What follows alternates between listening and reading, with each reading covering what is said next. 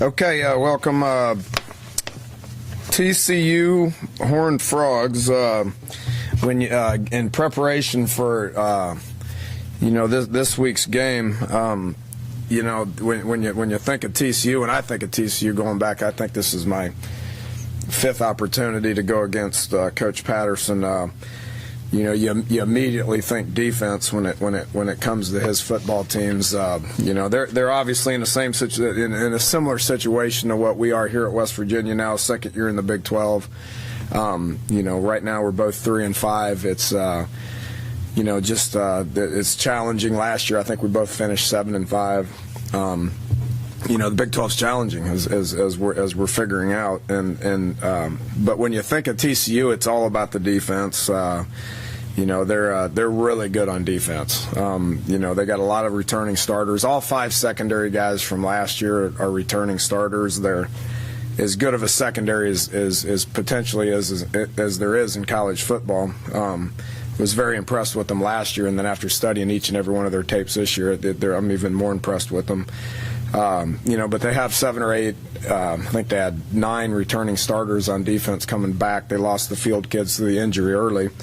With that said, they got a lot of returning guys, and they're very well coached. His defensive staff's been together for a while.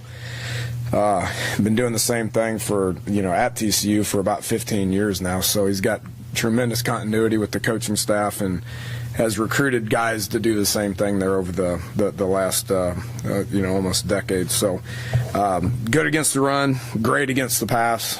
They play the ball in the air well. They go after the ball. Don't rush the passer as well as they did last year. They lost the NFL guy, and then obviously with Fields being out.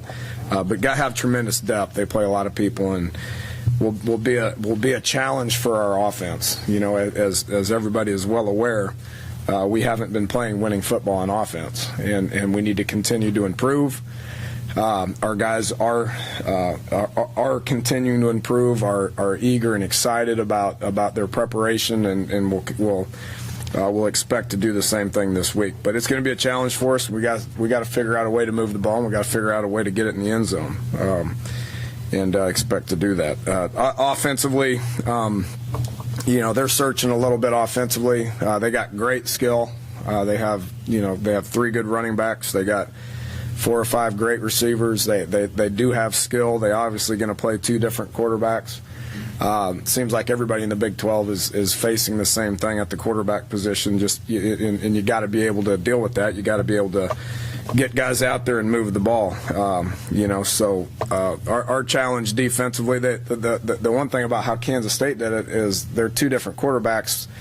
They kind of did different things, and their offensive approach was a little different compared to which one of the quarterbacks was in there. It's not necessarily the case with TCU. Whichever quarterback's in there, they're typically doing the same thing. So it'd be a little easier for us to prepare for that. With that said, it's about making plays, and they got guys that are capable of making plays, so we need to continue to put our guys in position to make plays and make plays in critical situations. The one thing about last week that defensively we played well. In about 7 third downs, we played poor. So in those critical situations, we got to step up and make things happen. Special teams, they're solid. Coach Patterson's always, paid attention to that. Anytime you have a very disciplined, solid defensive football team, you're going to be good on special teams. I do think that we broke even in the kicking game last week, for the exception of the PAT field goal unit where we got one blocked and then we didn't execute the fake the way we needed to. Other than that, we broke even in the kicking game, which we knew was going to be a challenge because Kansas State was pretty good in the kicking game. TCU is the same way. You can tell they spent a lot of time with it. Their coverage units are fantastic. Their return units are even better. They have good return guys. It comes with the skill that they have on offense, and you can tell that they pay attention to it. So it's going to be a big week for us in the kicking game. It's going to be a huge week for us offensively to attack their defense, and then defensively we need to continue to get better. Want to give you an injury report. and everybody across the country deals with this time of the year. We had 13 guys that were pretty much out for Kansas State. Ford's still out. He's probably a couple weeks away. Is healing, is started a progression, to where he's going to start. He has started throwing, but we're going to ease him into it and try to increase his volume on a daily basis. Dustin Garrison will be out. He's still battling hamstring issues that has been bothering him for quite some time.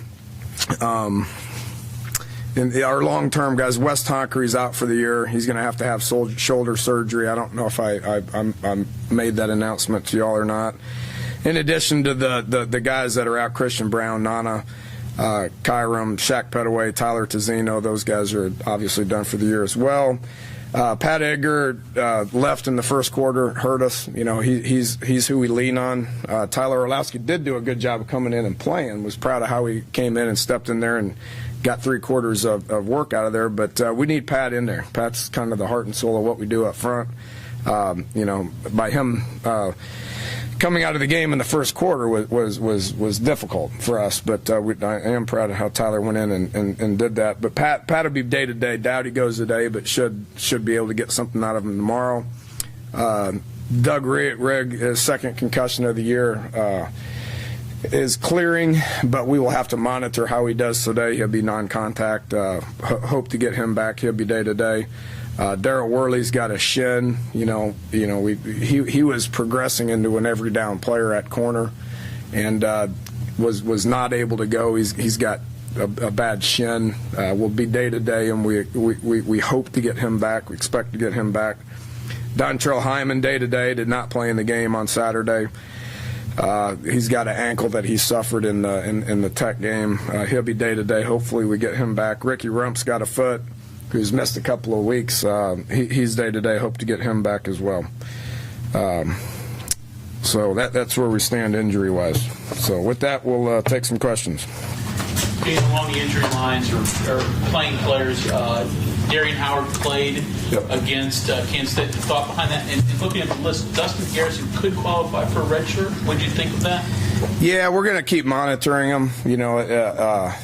He would qualify because his injury. He hasn't practiced or played in I don't know how many games. I think it was before the Maryland game. He would qualify. Obviously, us being able to put bodies out there and.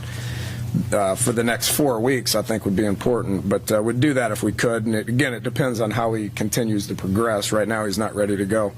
What was the other question? Oh, Howard. Yeah, we pulled his. He's been getting better. He was a late guy in camp. I don't remember specifically when he got here midway through camp, but he's been progressing. It's been a weekly conversation for us for about a month.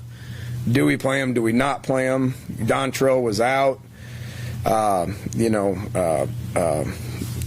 we needed to move Kyle Rose exclusively to end, and Kyle played really well at end for us. I mean, having him and Shaq and Will in there was good against a team like Kansas State to be able to stop the run, but it left us a nose short because Kyle had been getting in there playing some of the nose for us and didn't feel like we could do that. So made the decision to play him. He played about 15 snaps and would look for him to play more than that this week.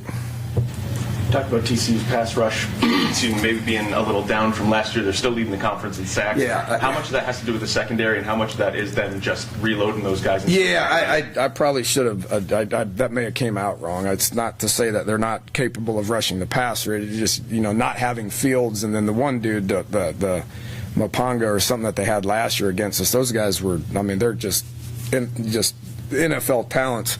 They're still getting there. They do a great job rushing the passer.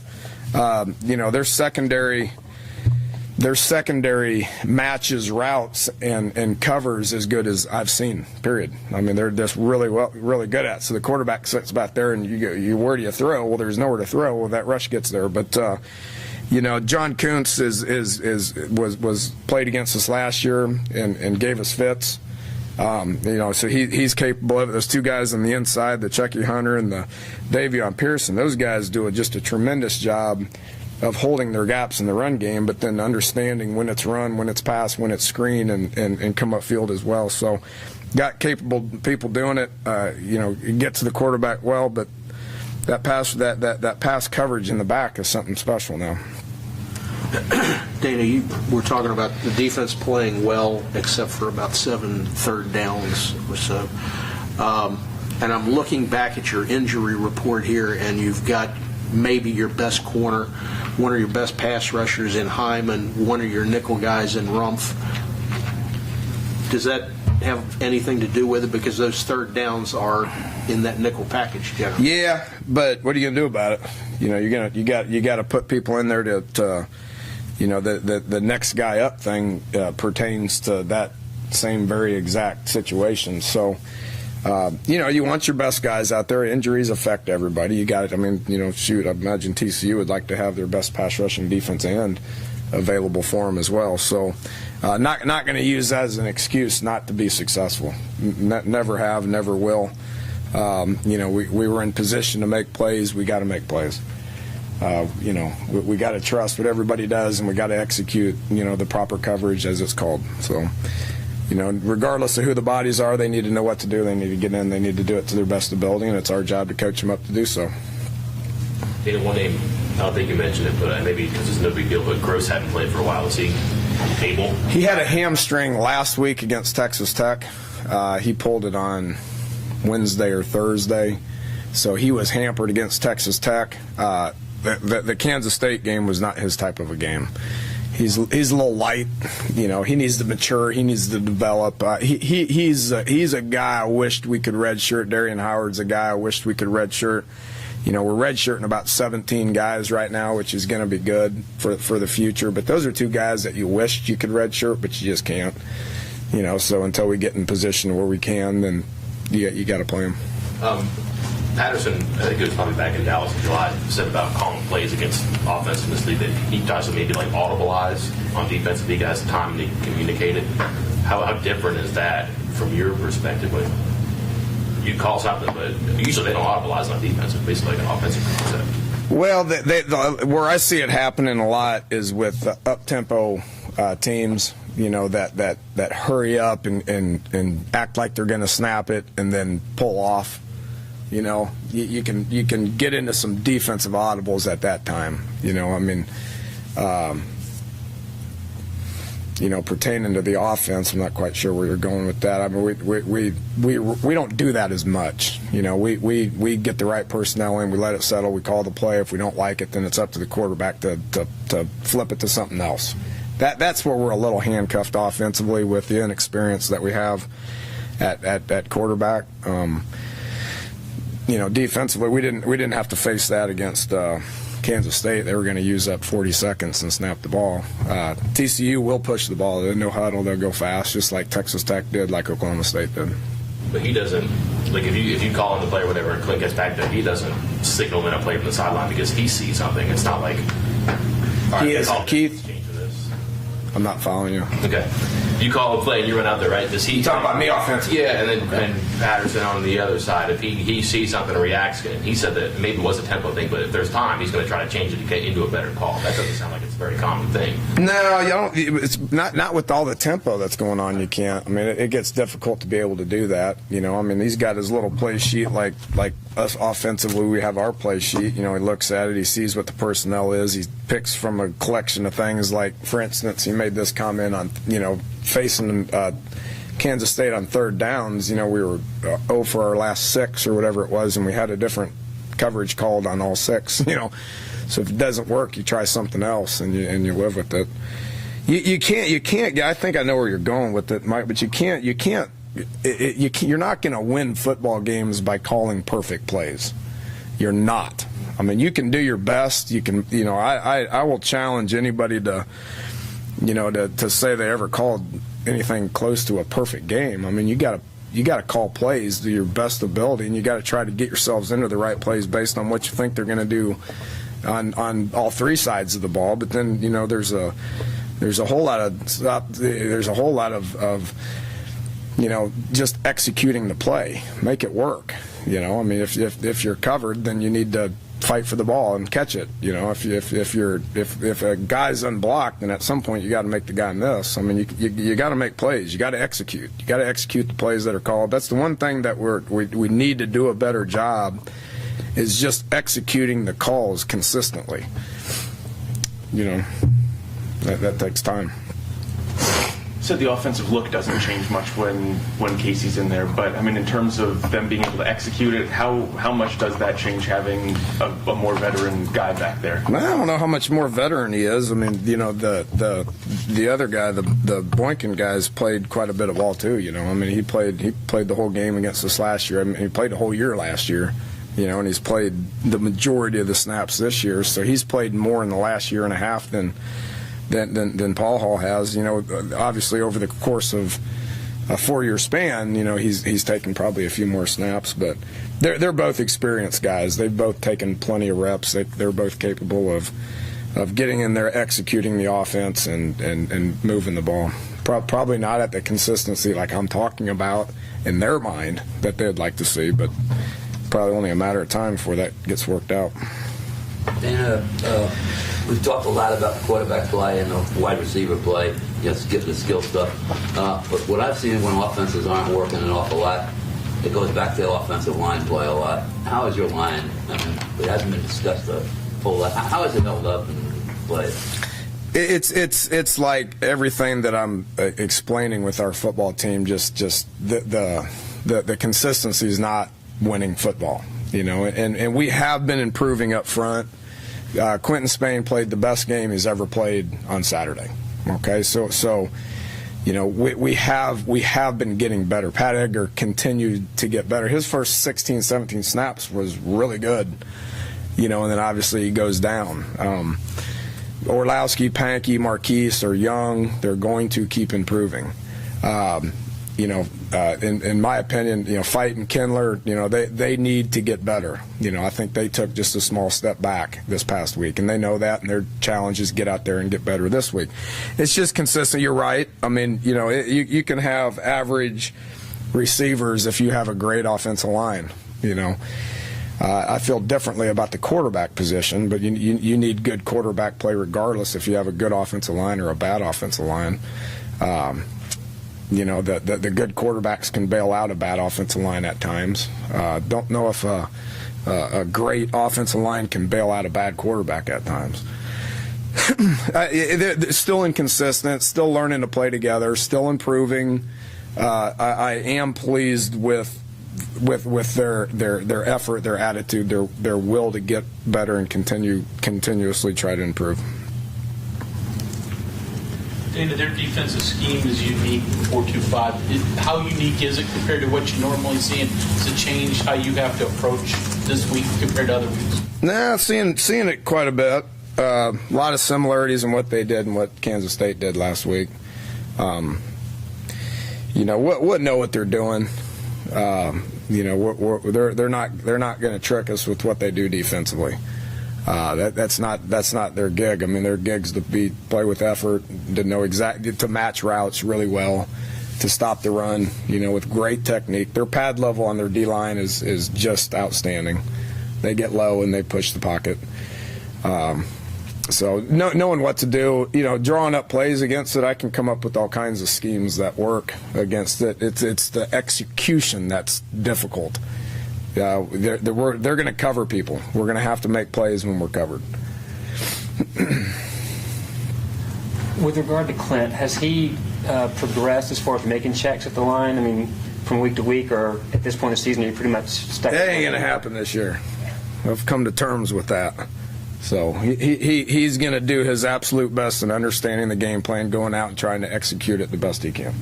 That's 100% off season. He needs to be able to take cut-ups from an entire year without the pressure of trying to prepare for an opponent, you know, and just be able to sit in a room and study it and then go outside and practice it for a couple of months and then go through all of spring ball and the whole summer. He's going to need that downtime, that off-season time in order to grasp what we're asking him to do. Would that be Which is not surprising. Sure. Not surprising. Would that be in the mental part, on the physical part, when he misses some close throws like that? Is it a mechanical thing? Is it just focus and being comfortable, or Can you? It's a combination of a lot of it, probably. He had some issues last week, not trusting the offensive line as much as he should. He got antsy. His eyes weren't in the right spot all the time. He skipped some reads. The communication was good. We fixed that. I mean, we don't have communication issues. I mean, we fixed that with reps and with practice. The continuity with the receivers will improve with time. Understanding how a guy comes out of this cut and that cut, and how to throw a specific route over the middle of the field or the deep throws. I mean, it's experience, it's practice, it's continuity, it's trust, it's development, it's mechanics, it's understanding the offense. It's a whole list of things. Nobody's got time or patience for it, but it's just reality. Is he starting this weekend? I would think so. We got practice today. We'll go evaluate it today and tomorrow. I put Paul in there because I felt like we needed a little bit of a spark. We got down 2 scores and had 12 points, and it was in the fourth quarter. So I put him in there to see if he could execute it. And he understands what we're trying to do probably a little bit better. So felt like it was worth a try, and he got in there and moved us a little bit, but obviously didn't finish it or put forth a winning performance. So we'll evaluate these guys in practice and see how they do. Dana, have you seen bright spots from that relationship with the receivers the past couple of games? Not like I'd want it to be. No, I thought we played our worst game at receiver 2 weeks ago. I thought we played okay. This week I don't have huge issues with what we did receiver-wise this week. Not a winning performance. It's not progressing like I want it to progress. I think everybody would agree with what we saw last week. Offensively, it wasn't a winning performance, so the answer would be no. This game, though, because they seem to concentrate around the line and just lock their corners and defensive backs on you, is it a lot of just stretch them and take shots because they're going to be there and hope it works? Pick your poison. I mean, you can take shots, but you got to win downfield. Looking at Texas, Texas took shots, but they had to win downfield. They didn't have wide open people downfield. You got to make plays downfield. Those shots that Texas took, they were covered, and they made those plays. So you got to make plays. Oklahoma State didn't take as many shots downfield. They sat in areas and the space was very small. And Chelf did a good job of putting that ball in there in tight space, and their receivers made plays. So you're going to have covered people. You gotta make the plays, make the proper throws, make the proper decisions, and catch the ball and get upfield. You said last week you didn't think it was really time to use bowl eligibility as a motivation for the team. Are you sensing a higher level of urgency in the locker room? Well, we're getting closer. I mean, that number is sneaking up on us. So I guess based on the fact that number is sneaking up on us, probably. I mean, I feel like we got a lot to play for. Our kids feel like we got a lot to play for. What we do matters. We understand that. We have an obligation to put our best foot forward, get out there, practice hard, prepare hard, go put our best foot forward on Saturday, which our guys have done that. We have not finished well the last 2 weeks, but it's been competitive. That game was a lot more competitive than the final score indicated. It's not a moral victory by any means to say that we were in the game in the fourth quarter the last 2 weeks. That's not my point. We're battling. It's not a winning effort. We're battling. We're gonna do the same thing this week. I see nothing up on the board. So are you starting over? Starting over. We've got 4 games left. That's what we did. That's what we did defensively. I don't pay as much of attention that goes on over here as I do over here, but I know. That's what our message was Sunday. Just keep fighting, keep battling. We got a lot to play for. Let's stay united and get out there and prepare and practice and keep improving. Dana, you mentioned Porter earlier. Best case scenario, could he still play in the regular season? Possible. It's all about. In my opinion, he didn't do anything to lose the job. So he's going to have an opportunity to come back, and again, we would have to evaluate him in practice and see something that's worth putting out there on the football field, in a game situation. So he's not there this week. He'll keep improving. We got I guess, 3 weeks, 3 games, and then an off week, and 4.5 to 5 weeks from now, we would be playing our last regular season game. So we'll see how he progresses. It might be next week. I don't know. I hope so. Do you worry about Paul's kind of mentality of having to be the guy, not starting, but having to come in later in the game? Do you worry about that at all? Backup quarterback? Just having, do you have to be mentally strong to do that? Yeah, I'd say so. It's what backups are. You got to face whether you like the decision, whether you don't like the decision. You got to understand what your role is. We talk about that a lot, and as a team, understanding what your role is, whether you're a starter, whether you're a backup, whether you're a scout team player or a red shirt guy, whatever it is. Accepting what your role is and doing what you can to try to help the team. Not really TC related, but one thing you've mentioned in the last couple times out has been facilities. Really quickly, since you've been here, one or two of the biggest things you feel you've accomplished facility-wise, and what are the next couple of big-ticket items you have on your list you want to see? Well, for me, not to get into a lengthy discussion here because it'd be lengthy, but what I worry about is because it affects recruiting. So the more glitz and glamour you can do, it affects recruiting. Okay, and we do happen to be a part of a conference that understands glitz and glamour and it being an arms race and all that. So we got to be cognitive of that. What I deal with on a day-to-day basis is what our players do on a day-to-day basis to get better. Which is meeting, lifting, eating, and practicing. So if you take that, you can probably figure out where I'm going with that. All right, thanks, guys.